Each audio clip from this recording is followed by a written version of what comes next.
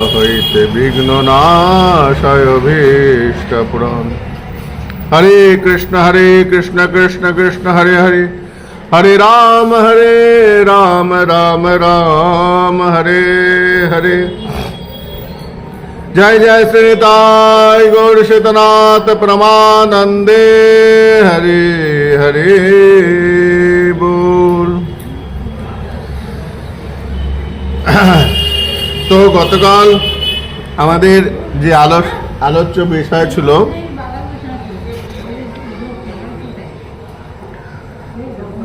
অপরাব্ধ ফলম প্রাপ্যম কূটম বীজম ফলন মুখম ক্রমেণৈব প্রলীয়তে বিষ্ণু ভক্তির আতাত্মনম। রূপ গোস্বামীপাদ তার ভক্তি রসামৃত গ্রন্থের মধ্যে এই বিষয়টির উপর খুব আলোকপাত করেছেন। কি আদৌ শ্রদ্ধা তত সাধু সঙ্গত ভজন ক্রিয়া তত অনর্থ নিবৃত্তি স্যাৎ তত ভক্তি রুচিস্তত।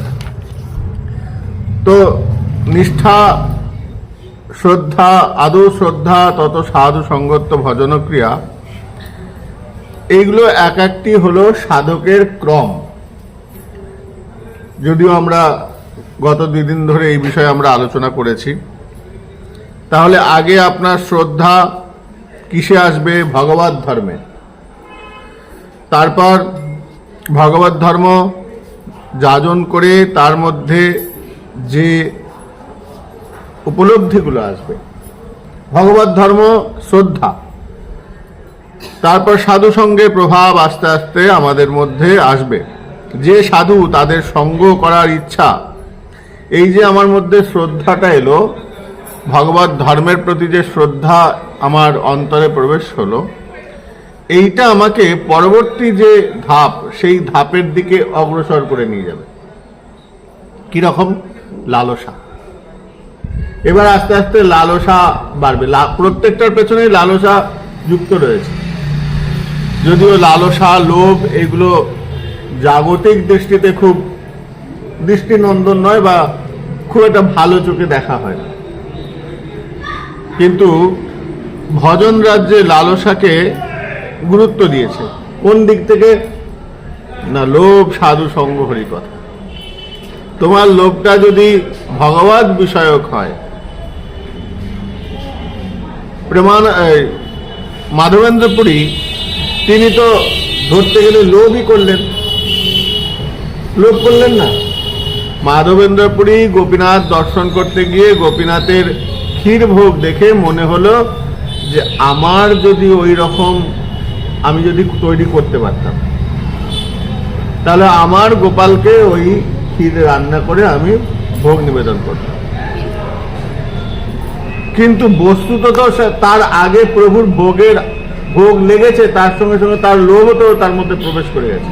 এটা তো দোষ। অগ্রভাগে ভগবানের জিনিসে চোখ দিতে নেই। যার জন্য আমাদের পুরীতে দেখবে ঠাকুরের প্রসাদ রান্নার সময় পুরোহিতগণ তার মুখে কাপড় বেঁধে বা অনেক সময় পেট ভরে খাইয়ে দেওয়া হয়, যাতে তাদের ওই ভগবানের রান্নার প্রতি তাদের কোনো লোভ না জন্মায়। কিন্তু এখানে ভজন রাজ্যের লোভটা কখন কাজে লাগবে বলে, যখন সাধু সঙ্গ ভগবত ভজনে লোভটা দাও, তাহলে সেই লোভটা উত্তম স্তরে। বস্তুত লোভ দোষের ভাগিদার হয়, কিন্তু মহাজনগণ বলছেন সেই লোভটা কাজের, যেটা তুমি ভগবত ভজনের কাজে লাগাবে। মহাজনগণের মধ্যে নরোত্তম দাস ঠাকুর পদের মধ্যে বলছেন, স্থানে স্থানে নিযুক্ত করিব কাম ক্রোধ লোভ মোহ মদ মাৎসর্য দম্ভসহ স্থানে স্থানে নিযুক্ত করিব। এই যে আমাদের যে ষড়রিপু, তার মধ্যে মহাপ্রভু মাৎসর্য দোষটাকে নিষেধ করেছেন। এই ষড়রিপু বলেছেন এগুলো বর্জিত, সাধকের ক্ষেত্রে এগুলো না থাকাই ভালো। কিন্তু নরোত্তম দাস ঠাকুর বলছেন না, আরে তুমি ওইগুলোকে নষ্ট করবে কেন, বৃথা যেতে দেবে কেন? ওইগুলোকে পরিবর্তন করে দাও, ওর গতিপথ ঘুরিয়ে দাও, মুখটা পদ্ধতিটা ঘুরিয়ে দাও। বলে কি রকম? লোভ লোভ তুমি জাগতিক বিষয়ের উপর না দিয়ে যদি পারমার্থিক বিষয়ের উপর দাও, তাহলে এই লোভটা গুণে রূপান্তরিত হয়ে যাবে। লোভটা দোষের, কিন্তু যখন তুমি ভগবানের সেবার জন্য তুমি রাস্তা দিয়ে যাচ্ছ, যেতে যেতে বাহ খুব সুন্দর সবজি, তো একটু নিয়ে যাই ঠাকুরের জন্য, ফলগুলো খুব সুন্দর, বেশ তাজা মনে হচ্ছে, বলে দৃষ্টি দিয়ে তো লোভ হচ্ছে। বলে লোভটা হচ্ছে কার জন্য? আমার গোবিন্দকে দেবো, আমার গোপালকে দেবো। তো এই লোভটা তুমি করলে, তোমার অন্তর থেকে এলো প্রবৃত্তি, কিন্তু লোভটা তোমার আর দোষ রইল না, এটা গুণে রূপান্তরিত হয়ে। তো স্থানে স্থানে নিযুক্ত করিব, কোন স্থানে কোনটা দিতে হবে। কাম, ক্রোধ, লোভ, মোহ। মোহটাও গোবিন্দের সঙ্গে, মোহ মানে বন্ধন, মোহটা আবদ্ধ করে রাখে, এই আবদ্ধটা তুমি গোবিন্দকে দিয়ে দাও। বলে এইটাও তোমার, এই মোহটাও তোমার আর দোষ রইল না। কেন? মোহ হচ্ছে বন্ধনের কারণ, যেখান থেকে দুঃখ আসে। মোহ দুঃখ এনে দেয়। কখন আনে? বলে যে যার প্রতি খুব মোহ, সে যদি আমার মোহটাকে ভঙ্গ করে দেয়, তখন আমার সামনে দুঃখ এসে উপস্থিত হয় কোনো না কোনোভাবে। যেখানে যেখানে তোমার মোহ থাকবে, সেখান থেকে দুঃখ আসবেই, আসতে বাধ্য, আজ নয় কাল। কেননা অতি গুরু ভালোবাসাও দুঃখের কারণ হয়ে যায়। হ্যাঁ, ভালোবাসাটা গভীরে এসে গেলে তখন দুঃখ আসবে। মাঝে মধ্যে একটু মোচড় দেওয়া ভালো। তো মোহ সেটাও দুঃখের কারণ, কিন্তু যদি এটা ভগবানকে দিয়ে দেয়, দেখবে তাহলে বন্ধনটার মধ্যে থেকে আর দুঃখটা আসছে না। দুঃখ সেই জায়গা থেকেই আসে যেই জায়গায় পরিবর্তনশীল। তিনি তো পরিবর্তনশীল নয়, তিনি অপরিবর্তনীয়। তাহলে এখানে বললেন যে আদৌ শ্রদ্ধা, তোমার মধ্যে যে শ্রদ্ধা ধর্মের প্রতি বা ভগবত ধর্মের প্রতি যে শ্রদ্ধা রয়েছে, সেই শ্রদ্ধা তোমাকে আস্তে আস্তে সাধু সঙ্গের দিকে নিয়ে যাবে। সাধু সঙ্গের অন্তরে সাধু সঙ্গ করার ইচ্ছা জাগবে। এখান থেকে সাধু সঙ্গের প্রভাবে তোমার গুরু পাদশ্রয় বা সাধু সঙ্গের অন্তর্গত ক্রিয়াগুলো শুরু হবে। যখন আস্তে আস্তে তুমি মন্দিরে যাচ্ছ, যেতে যেতে পাঠ শুনতে শুনতে শুনতে শুনতে তোমার মনে হলো, আশেপাশের মানুষের থেকে জানতে পারলে, পাঠের অনেক দিন ধরে শুনতে শুনতে জানতে পারলে যে আমার গুরুকরণ করতে হবে, গুরুকরণ ছাড়া হবে না। তখন তুমি সিদ্ধান্ত নিলে গুরুকরণ করব। এইবার তোমার গুরু অনুসন্ধান শুরু হলো। তোমার দৃষ্টি, তোমার নয়ন, তোমার মন, তোমার চিত্ত সবাই গুরু অন্বেষণ করছে। এই জায়গায় পরিপক্কতার একটু প্রয়োজন আছে গুরু অন্বেষণের ক্ষেত্রে। গুরু অন্বেষণ যখনই করবে, গুরু আনুগত্যে যখন যাবে, তখন সময় নাও, একটু সঙ্গ করো, অনেক সঙ্গ করো। যতক্ষণ পর্যন্ত তুমি বেশি বেশি সঙ্গ করছো, দোষ নাই। কিন্তু গুরুকরণ করে নেওয়ার পর তারপর যদি করো, সেখানে অনেক সমস্যা হতে পারে, অনেক সমস্যা হতে পারে। গুরুকরণের আগে অনেক ভাবনা, চিন্তা, সিদ্ধান্ত আসতে পারে। বলে ওখানে বিচার্যও এসে যেতে পারে, ওখানে দোষ লাগবে না। ওনার এই রুচিটা আমার ভালো লাগছে না, ওনার কারোর গুণ আছে। কোনো মানুষ তো কমপ্লিট নয়, কোনো মানুষ একদম কমপ্লিট নয় যে সব কিছু তার মধ্যে আছে। ত্রুটি না ত্রুটি, কিছু না কিছু ত্রুটি আছে। আবার এটাও ঠিক, আমার ভেতরে যে ত্রুটিটা রয়েছে, আমি তার মধ্যে সেই ত্রুটিটা খুঁজে বার করবো, বেরিয়ে আসবে, আমার সামনে বেরিয়ে আসবে, কোনো না কোনো দিন বেরিয়ে আসবে। তাই একদম নিখুঁত পাওয়া যায় না, সব মানিয়ে গুছিয়ে নিতে হয়। তাই গুরুকরণ করার আগে আমাকে ভাবনা চিন্তা করতে হবে, কেননা ওটাও একটা শ্রদ্ধার বিষয়, ওটাও আমাকে এগিয়ে নেবার একটা আশ্রয়। তাহলে আদৌ শ্রদ্ধা, তত সাধু সঙ্গ। এই সাধু সঙ্গের ফলে গুরু পদাশ্রয় প্রয়োজন, তাই ওটাকে সাধু সঙ্গের অন্তর্গত করা হচ্ছে। সাধু সঙ্গের মধ্যে শ্রবণ এবং গুরুকরণটাও এর মধ্যে পড়ে যাচ্ছে। বেশ, এরপরে তৃতীয় স্তর, যদিও গতকাল এই বিষয়ে মনে হচ্ছে আমরা আলোচনা করেছি। তুমি ছিলে না মনে হয় কালকা? তুমি ছিল না। আচ্ছা, আবার দ্বিতীয়বার শোনো। তো কালকে বৃষ্টি হয়েছিল। তৃতীয় স্তর হলো ভজন ক্রিয়া। আদৌ শ্রদ্ধা, তত সাধু সঙ্গত্ব, তত ভজন ক্রিয়া। তাহলে প্রথমে শ্রদ্ধা আনলাম, শ্রদ্ধা আমার হৃদয়ের মধ্যে স্থাপিত হলো। সেই শ্রদ্ধা কিন্তু আমাকে অন্যগুলোকে, আমার যে প্রথম পাটা পড়বে ভজন পথে চলার, ভজন মার্গে চলার প্রথম যে আমার ধাপটা, সেই ধাপটা বড় মজবুত হতে হবে। সেইটা যদি নড়বড়ে হয়, পরেরগুলো কিন্তু নড়বড়ে হয়ে যাবে। তাই প্রথম যে শ্রদ্ধা শব্দটা রূপ গোস্বামীপাদ বলছেন ভক্তি রসামৃত সিন্ধু গ্রন্থেতে, রূপ গোস্বামীপাদ প্রথম যে শব্দটা প্রয়োগ করেছেন আদৌ শ্রদ্ধা। এই আদৌ শ্রদ্ধা শব্দটা আমাদের প্রত্যেকের একদম দৃঢ়ভাবে ধারণ করতে হবে, কেন শ্রদ্ধাই আমাকে এগিয়ে নিয়ে যাবে। আদৌ শ্রদ্ধা, তত সাধু সঙ্গত্ব ভজন ক্রিয়া। তত এই যে ভজন ক্রিয়া, এটা হচ্ছে তৃতীয় স্তর, ভজন পথের বা সাধন পথের তৃতীয় স্তর।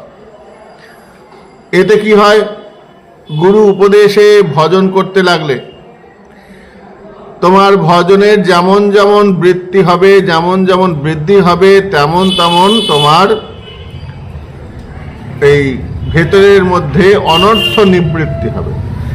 4 প্রকারের অনর্থ: সুকৃতিত্ব, দুষ্কৃতিত্ব, অপরাধত্ব, ভক্তিত্ব। তোমাদের আলোচনা সবই করেছি, বলা হয়ে গেছে। সুকৃতিত্ব, দুষ্কৃতিত্ব, অপরাধত্ব, ভক্তত্ব। আচ্ছা, সুকৃতি থেকে যে অনর্থ, অনর্থ মানে বাধা। তুমি ভজন করতে বসেছো, তোমাকে নানা রকম ভাবে আটকাবার চেষ্টা করবে।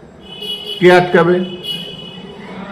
এই সমস্ত মায়াকৃত জীব, মায়াকৃত যা যা কিছু আছে, মায়ার দ্বারা কৃত যা যা কিছু আছে, সবাই তোমাকে আটকাবার চেষ্টা করবে। ওই বাচ্চা শিশুটা, কোমল তার হাসি, সারলতা তার সৌন্দর্য, সেও কিন্তু সে তোমাকে ভজনের একটা বাধা হয়ে যেতে পারে। কোথা থেকে যে বাধা আসবে সাধকের ঠিক করা যাবে না। অনেক কিছু আসতে পারে। সাপ, পাঠে তুমি জপে বসছো, দেখছো তোমার সামনে যে সাপ চলে এলো। দেখা গেল তোমার সামনে দেখছো বড় একটা অঘটন ঘটে, তুমি বসে থাকতে পারবে না। দেখছো পাশের বাড়িতে বোম বাস্ট হয়ে গেল, বা কোথাও একটা গ্যাস সিলিন্ডার বাস্ট হয়ে গেল। অদ্ভুত অদ্ভুত ঘটনা ঘটতে পারে, কোনো নির্দিষ্টতা নেই। মায়ার যে তোমাকে বাধা দেওয়ার জন্য যে প্রবৃত্তিগুলো, কোনো নির্দিষ্টতা নেই। বিষয়টা হচ্ছে তাহলে সাধকরা তাহলে ভজন করবে কি করে? এটাই খেলা। আমরা নিয়ন্ত্রণ করতে পারি নাই মনকে, ওরা নিয়ন্ত্রণ করে নিয়েছে। এই নিয়ন্ত্রণ করা আর না করার মাঝখানে সাধকের পার্থক্য। সাধারণ আর সাধকের মধ্যে এই পার্থক্য হচ্ছে তাদের মনকে নিয়ন্ত্রণ করার ক্ষমতা, আর কিচ্ছু পার্থক্য নেই। আমাদের শরীরের রক্ত মাংস দিয়ে শরীর, সেও তো কোনো না কোনো মায়ের সন্তান। সে তো পৃথিবীর বাইরে থেকে আসে নাই।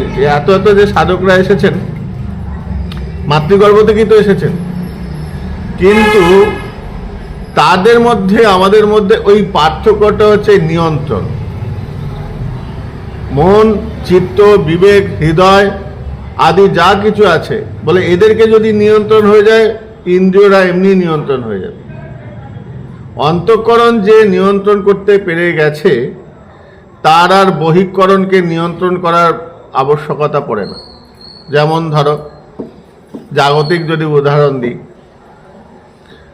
তোমাকে ডাক্তারবাবু বলল তোমার সুগার হয়েছে, তুমি এই এই দ্রব্য খেতে পারবে না। আচ্ছা তুমি বলো, বিয়ে বাড়িতে তোমাকে যদি এখন সুগারের রোগী ডাক্তার প্রেসক্রিপশন দিয়ে দিয়েছে, যেই মুহূর্তে একটা মিষ্টি খাবে সঙ্গে সঙ্গে তোমার মৃত্যু অনিবার্য। এবার বলো তো, তুমি ওই বিয়ে বাড়িতে গিয়ে মিষ্টির থালা খেতে পারবে একটা? হ্যাঁ, কেন? মন নিয়ন্ত্রণ হয়ে গেছে, ভয় তো, আরে খেলেই মরবো, ওই রসগোল্লা আমার মুখে গেলেই আমার গলা দিয়ে নামলে পরে আমার মৃত্যু অনিবার্য। কেন ডাক্তার বলে দিয়েছে একটা রসগোল্লা যদি যায় তোমার শরীরে, তোমার মৃত্যু অনিবার্য, বাঁচাতে পারবো না। তাহলে মন কেমন নিয়ন্ত্রণ হয়ে গেছে? ভয়ে, ওটা আতঙ্কে। আমি মরে যাব, এই মৃত্যু ভয় আমাকে এমন ভাবে অবরুদ্ধ করে নিয়েছে যে আমার আর ওই মিষ্টি খাওয়ার প্রতি লোভ লালসা সব চলে গেছে। কেন দেবে? এখন দেখবে যাদের মানে লোভ লালসার জন্য আমি সবকিছু জগৎ ত্যাগ করতে পারি। এখন অনেক মানুষ আছে যাদের কিচ্ছু হয়নি, লালসার জন্য আমি সব সংসার সবকিছু ত্যাগ করতে পারি। ওই মানুষটাই যখন ব্যাধিগ্রস্ত হবে, সুগারের রোগী হবে, বলবে না বাবা আমার খাওয়া চলবে না, আমার এই মাছ খাওয়া চলবে না, এই আমার মাংস খাওয়া চলবে না, এই আমার এটা খাওয়া চলবে না, আমার এটা শুধু সেদ্ধ খেতে হবে ভিজিয়ে ভিজিয়ে, ডাক্তার বলে দিল। কি করে হচ্ছে? মাইন্ড নিয়ন্ত্রণ। চোখের সামনে থাকলে তুমি খাবে না। কেন? তোমার মৃত্যু, তোমাকে মৃত্যু ধাওয়ান করছে, পেছনে তাড়া করছে, খেলেই মরবি, খেলেই মরবি। অনেকদিন আগে একটা কমেডি শুনেছিলাম, একটা লোক ট্রেনে করে যাচ্ছে, প্রচুর লোক, ট্রেনের দুদিকে দরজা, এই দিক থেকে একটা হকার উঠেছে, বলছে ইঁদুর মারার বিষ নিয়ে একজন উঠেছে, আর এই দিক থেকে লজেন্স নিয়ে উঠেছে। লজেন্স ওলা বলছে দাদা এই লজেন্স এটা মুখে দিয়ে দেখুন, মুখে দিলেই কি স্বাদ, মুখে দিলেই কি স্বাদ। ওই গেট থেকে ইঁদুর মারার বিষ ওলা উঠেছে, এবারে খেলেই মরবে, খেলেই মরবে। ভাবো তো কি জ্বালা। এ বলছে একবার মুখে দিন, মুখে দিলেই অমৃত। ও তো লজেন্স বিক্রেতা, বলছে মুখে একবার দিন, লজেন্সটা দিলেই মজা। আর এই দিক থেকে ইঁদুর মারার বিষের যে লোক উঠেছে, সে বলে এইটা আপনি ব্যবহার করলেই খেলেই মরবে, খেলেই মরবে, মানে ইঁদুর খেলেই মরবে। এবার মাঝখানে যে লোকটা, সে যদি কানে শুনে কি হবে বলতো? হ্যাঁ, তো এই হচ্ছে বিষয়। আমরা ওই ডাক্তারবাবু বলে দিয়েছেন যে ওটা খাওয়া যাবে না, নিষেধ। আর যারা সাধকগণ তারা বলছেন তুমি গুরুদেবের নির্দেশ, গুরুদেব বলে দিয়েছেন, ব্যাস, গুরু বাক্যই শেষ কথা। সেখানে আর আমার কোনো লোভ লালসার ক্রিয়া করবে না। ওই নিয়ন্ত্রণ, যে তুমি যদি এই নিয়ম মানো তাহলে তুমি গৌর পাবে, নাহলে পাবে না। এবার ওই গুরুদেবের বাক্যটাকে সে পালন করছে। হ্যাঁ, সত্য জ্ঞানে গুরু বাক্যে যাহারও বিশ্বাস, অবশ্য তাহারও হয় ব্রজভূমে বাস। আমার আর কোনো জানার দরকার নেই। আমাকে গুরুদেব বলেছেন যে তুমি এই জিনিসটা ত্যাগ করো, এটা ভজন সাধনের জন্য ঠিক উপযুক্ত নয়, তাহলে সেই জিনিসটা আমি ছেড়ে দেব। কেন? গুরুদেবকে আমি যখন সমর্পণ হচ্ছি, গুরুদেব আমাকে আপনার মতন তৈরি করে নিন। আমার মনের মতন গুরুদেব হবেন না। গুরুদেব কেমন হবেন? গুরুদেবের মতন আমাকে আপনি তৈরি করে নিন।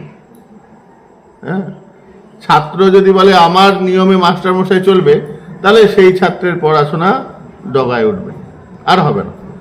মাস্টার যে নিয়ম দেবে, মাস্টার যে টাইম দেবে, যে টাইমে পড়া দেবে, যে অনুশীলনের বিধি দেবে, যখন তার পরীক্ষা নেবার সময় হবে, সব নিয়ন্ত্রণাধীন থাকবে মাস্টারের হাতে।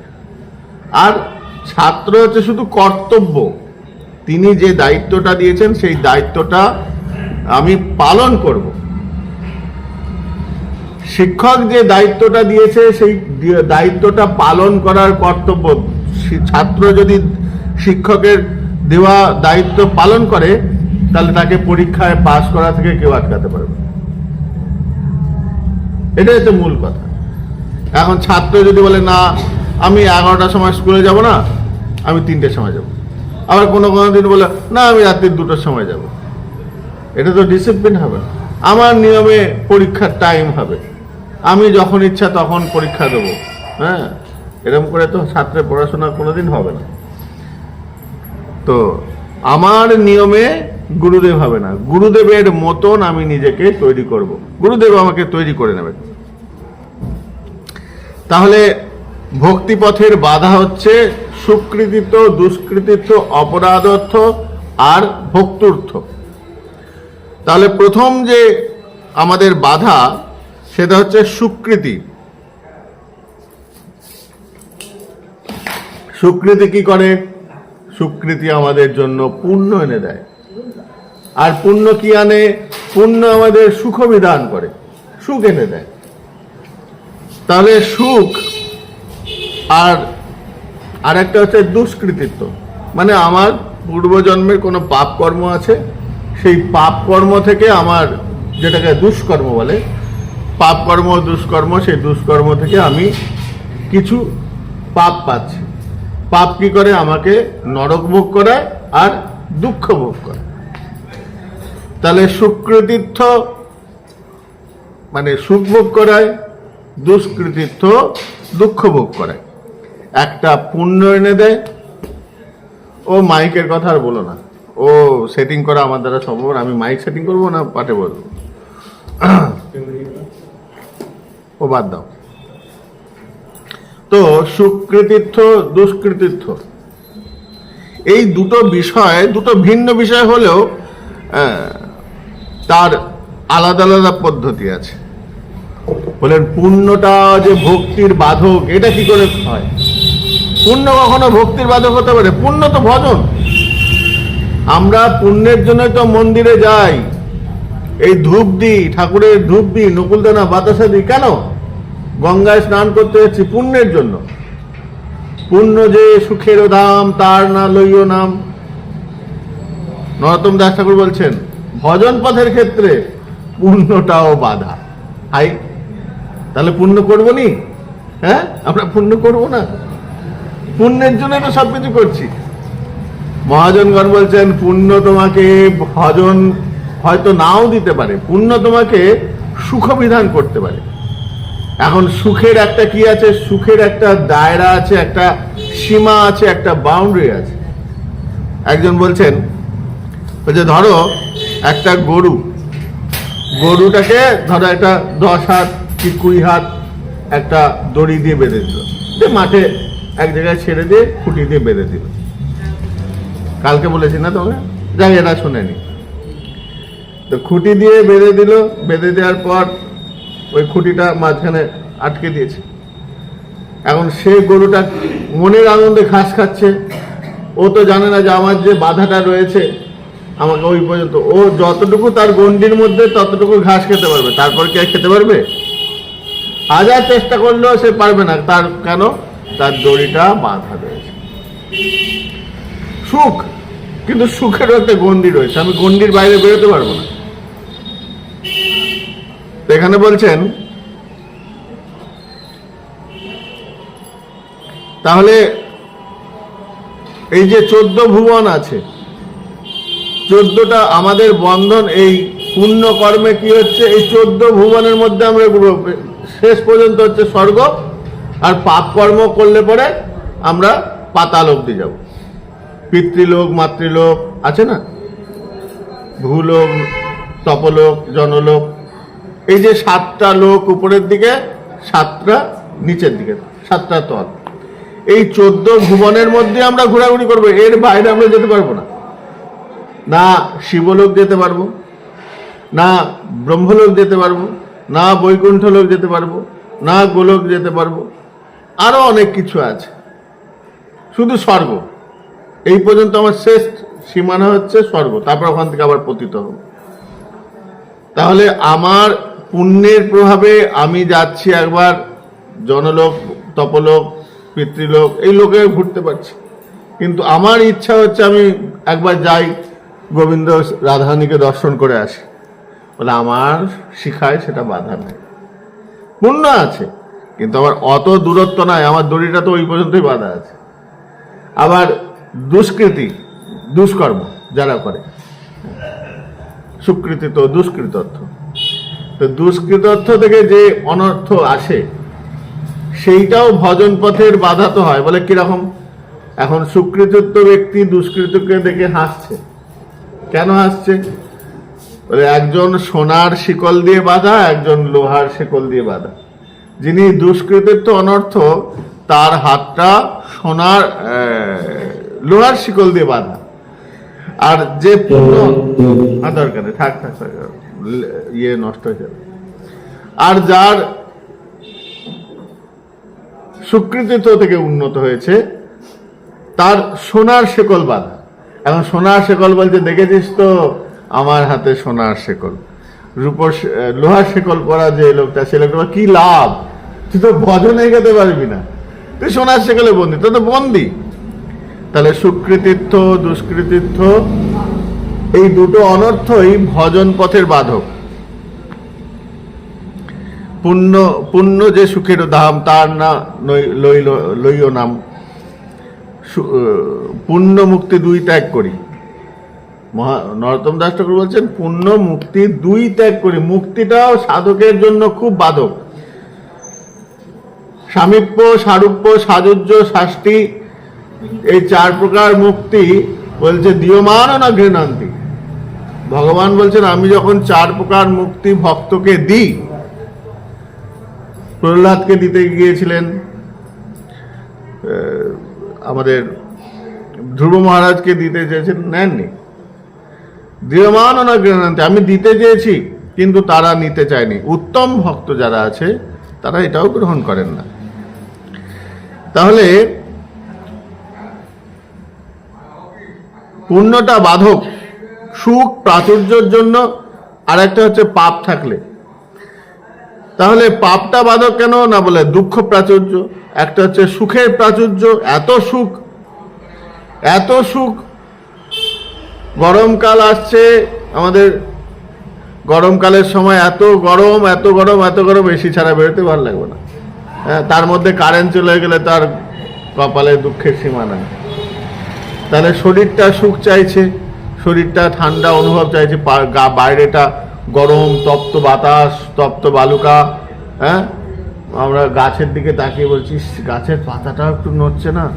বিকালবেলা বেলা আগে আমরা গরমকালে বিকালবেলার দিকে গাছের পাতাগুলো তাকাই, একটু গাছের পাতাগুলো নড়ছে না, কি গরম। তাহলে শরীরটা সুখ চাইছে। কি সুখ? গরম অবস্থা থেকে ঠান্ডা অবস্থার অনুভবের উপলব্ধি চাইছে। কেন? আমরা দেহ বাসনা থেকে এখনো বেরোতে পারিনি। সাধকের স্তর এমন হবে, তার কাছে কি শীত কি গ্রীষ্ম কোনোটাই তাকে প্রভাব ফেলতে পারবে না। আমরা সামান্য এই নাতিশীতোষ্ণ অঞ্চলে বাস করি। আমরা পৃথিবীর এমন একটা জায়গায় বাস করি যেখানে খুব বেশি শীতও নয়, যে বরফ পড়ছে এরকমও নয়, আবার খুব যে গরম পড়ছে মরুভূমির মতন তাও নয়। তাতেই আমাদের এই অবস্থা। আর ওই ঠান্ডার মধ্যে সাধুগুলো বরফের মধ্যে বসে রয়েছে, বরফে দাড়ি ফাড়ি সব বরফ হয়ে যাচ্ছে, চোখের জল গড়িয়ে সেখানেই জমে যাচ্ছে, -30 ডিগ্রি 40 ডিগ্রি। আমাদের সেই ঠান্ডার মধ্যেও তারা রয়েছে। আমাদের এক দাদা আছে, বাবাজি মহারাজ, আমার ভিডিওতে মাঝে মধ্যে কথা হয়। তো রাধাকুণ্ডে থাকে হরিচরণদা।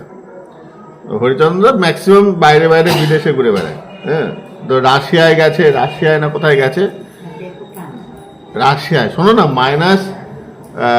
প্রায় 30-35 ডিগ্রি, এরকম 30-এর কাছাকাছি, 20-25 ডিগ্রি মাইনাস। তো দাদার একটা নিজস্ব মানে কি বলবো ভ্যানিটি গাড়ি আছে, ওখানে গাড়ির মধ্যেই থাকে। আমার দিয়ে আমাকে একদিন দেখাচ্ছিল, ভিডিও করে লাইভ করে দেখাচ্ছিল। তো ওর শিষ্য একটা আছে, রাশিয়ান শিষ্য, মিলিটারিতে। তো গুরুদেবকে চ্যালেঞ্জ করছে, আমরা এই ঠান্ডার মধ্যে আমরা গার্ড দিই। হ্যাঁ, তো বলছে আপনি পারবেন? তো গুরুদেব তো সেরকমই, গুরুদেব বলছে সাধুরা পারে না এমন কিছু নাই। বলছে আপনি পারবেন? বলে হ্যাঁ। করেছি কি, ওই ঠান্ডার মধ্যে খালি গায়ে শুধু জাস্ট বহির্বাসনটা পড়ে রয়েছে, ওই বরফের মধ্যে গড়াগড়ি দিল। আমার ভিডিওটা এখন আমাকে বলে দাদা আমাকে একজন প্রমাণ চাইছিল, ভিডিওটা দিও তো, দিয়ে পরে আমাকে ভিডিওটা দিয়েছিল। এদেরকে খুব ভালোবাসে। এই কয়দিন আগে নবদ্বীপে এসেছিল,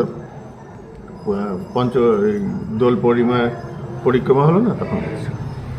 তো মনকে নিয়ন্ত্রণ করে ফেলেছে। এই যে চামড়া, এই চামড়াটা সুখ বিধান চাইছে না দুঃখ চাইছে, আনন্দ চাইছে, তার চামড়া সেন্সিটিভ এমন হয়ে গেছে, সে ঠান্ডা পরিবেশটা, সে ঠান্ডা তাকে শরীরের মধ্যে মেনে নিয়েছে।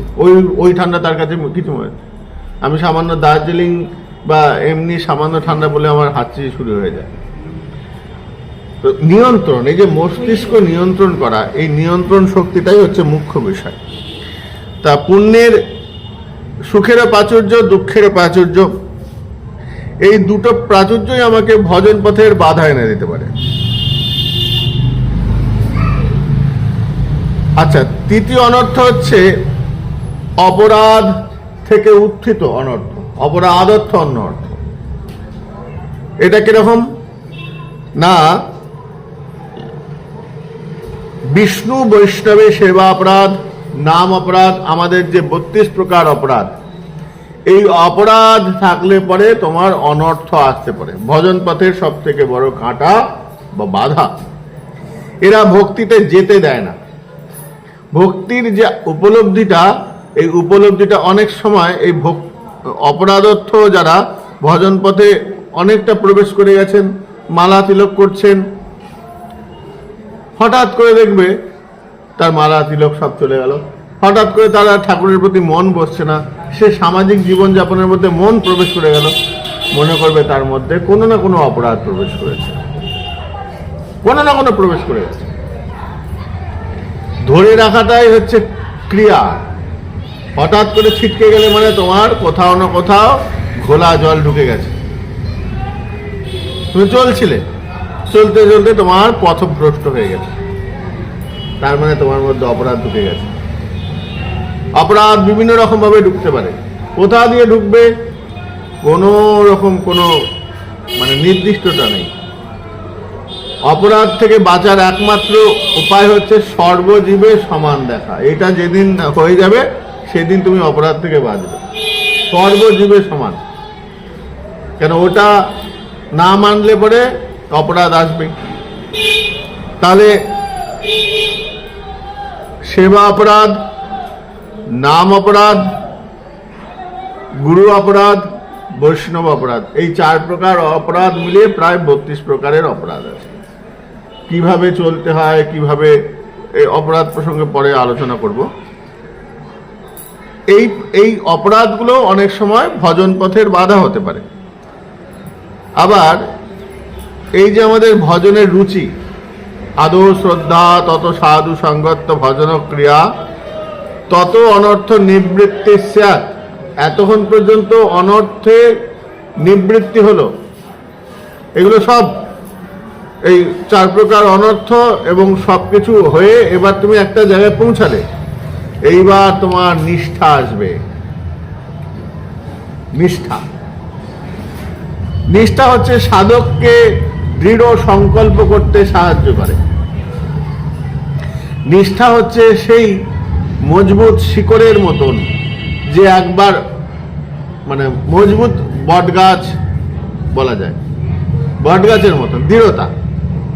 বটগাছকে তুমি সহজে হালকা ঝড়ে নওয়াতে পারবে না, উপরে ফেলে দিতে পারবে না, খুব ভয়ঙ্কর কিছু হতে হবে।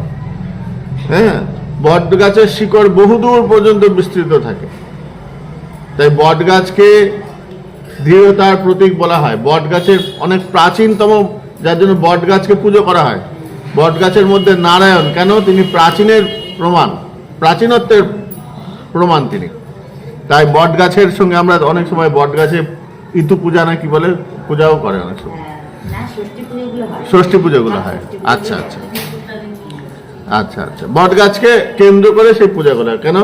প্রাচীনত্বের প্রমাণ হচ্ছে বটগাছ।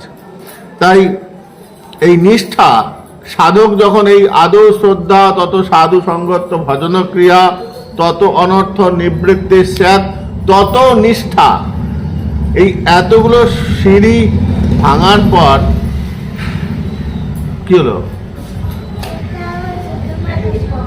আচ্ছা, এখানে আছে, এখানে আছে, এখানে আছে, এখানে আছে, বসো, এখানে বসো।